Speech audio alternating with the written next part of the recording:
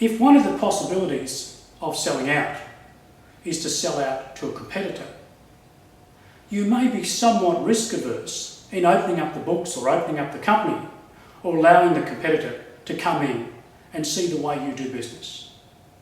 But if the competitor is likely to offer the highest price on sale, then how do we manage this process so that we don't give away the store in order to get the buyer to the table?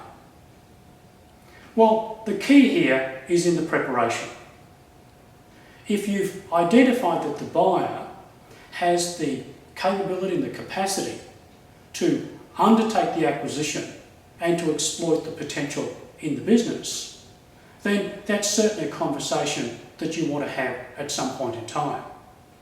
But at the same time, you need the buyer to also acknowledge the fact that they will not have access to company processes or secrets which could materially harm you if in fact the deal fell through.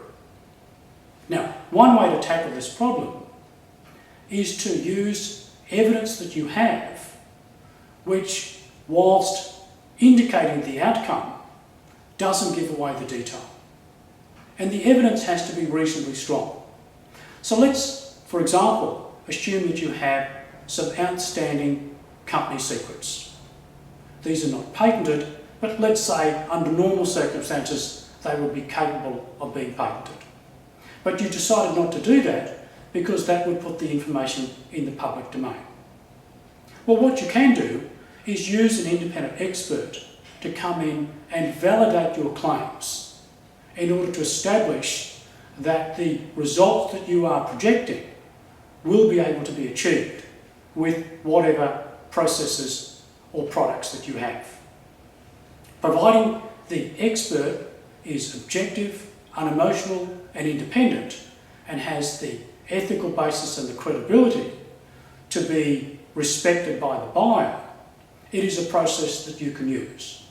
And what you'll do in the sale and purchase document is that you will warrant the claims that you've made using the evidence of the independent examiner. So in doing so, what you're basically saying is that yes, the sale price depends on knowledge that the buyer doesn't have access to, but once the sale is through and the buyer does have access to that knowledge, you will warrant that everything that you've stated is in fact correct. Of course, if it's not, you'll be subject to litigation and claims. But at least it allows you, if you do have well-protected company secrets which make a material difference on the sale price, this is one way in which you can achieve that end.